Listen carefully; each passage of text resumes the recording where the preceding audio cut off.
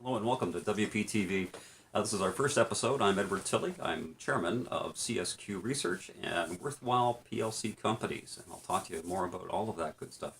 Worthwhile Ventures. Worthwhile Ventures is a word you'll hear us use quite a bit here. Worthwhile was the term that Aristotle used 2,500 years ago when he talked about what is worthwhile in philosophy.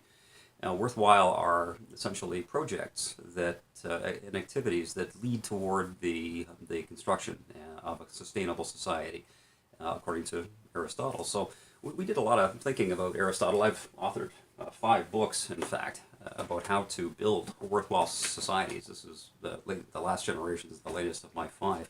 The last 3 that dealt with transition and transition economics specifically. The transition economics is an important topic for today. Obviously, we're in the middle of a deep capitalist recession, which leads to popularism, which leads to essentially the same sort of meltdowns and stresses in society that we've seen with other revolutions that come into capitalism when inequity reaches an intolerable level as it has today. So that means that every 60 years, in fact, if I go back through history, if you can do some reading, we've done the research, 3,000 pages of research and reinforce that, in fact, we should have taught our kids about this recurring theme, this recurring cycle that happens every 60 years like clockwork. So the the mix of economics and automation become important at a time when 970 jobs are being lost monthly for every million population in our society worldwide. That's an awful lot of people. In Canada, for example, with 36 million or 34 million people, you're looking at pretty close to 36,000, 35,000 jobs lost monthly to automation. And automation is a very good thing. We've got to make good use of automation now. Not necessarily something governments are prepared for, but we're going to talk about how to get governments up to speed. What are we getting up to speed for, and what are we looking forward to? Well, that's the theme of WPTV. We're going to talk about that at length. We're going to talk about worthwhile PLC companies. The worthwhile companies, set of companies, create food. They mimic all of the things that are normal part of our manual production environment today. But of course, we automate them because it's that much cheaper to turn out the lights and 724 have our computers, our robots, chunk out the things that we need every day. And what are the things that we need every day? If you look around us, any newspaper, for example, has 250 words, words of language in any newspaper that you pick up. There are a small subset of things that we use and need every day that are, in fact, we counted down. We took 100 of the top grocery items. We took 50 of the top consumer goods, 35 top pharma. We took appliances. We took housing. We took roads. We just pulled it all apart and came up with a list of 250 smart factories that build just the things that we need to have a worthwhile society at first.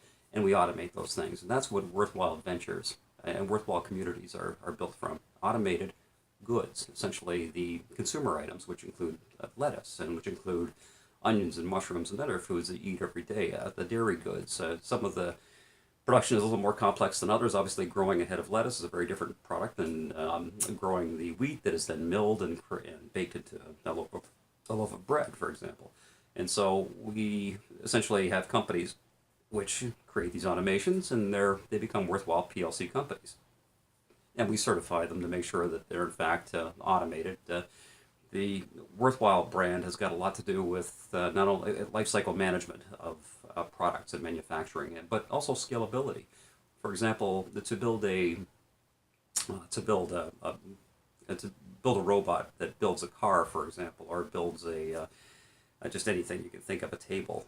That would be a wonderful development and help a small community of people who do tables, but in fact, we're a large community. If you look at us worldwide with 7 billion people, we have need of many table building robots, and they need to be able to maintain those tables, and they need to be able to destroy those tables and take care of the waste at the end of the life, of that table as well. And so that's why the sophisticated engineering of automation solutions we call renewable automations. In fact, we're a little more sophisticated, a lot more sophisticated than the average. We just set the bar a little higher at the beginning so that we manage the entire solution. At the end of the day, what we have is a community that's built for a fraction of today's cost, that's maintained for a fraction of today's cost, where no one starves, no one goes homeless because we have a robot, actually an assembly line that builds robots, and those robots build houses. So how many cars can we spit out of an assembly line every year? house building robots can be spit out of an assembly line every year? Well, it's pretty much limitless, and that's why we approach the things in this formula, in this way. So I'm hoping that you'll sit back and you'll watch as over my shoulder I'm going to go in this after this video through the rest of this video. I'm going to go step by step through the productions of the companies that are going to automate our production for the next probably 10 years anyway. Then I'm going to talk about food. And over my shoulder, although you can't see the little image down here at the bottom, is food bots. And I'm going to talk to you about good bots. I'm going to talk to you about robotic roads. I'm going to talk to you about robotic homes in Domo, and then I'm going to finish up with a conversation of Serenergy, and that's the production of our energy. How are we going to power all this good stuff? And there's fantastic products out there available, and we've been misled horribly in recent years with decisions made by governments in Canada and the U.S. as far as special interests have a heck of a way with the media and even with political decisions on which technologies to choose. But we're going to run through each of these one at a time, and I hope you'll join us and enjoy the ride as well. A worthwhile community, something community built on these technologies, which are just a year or 2 or 3 years away.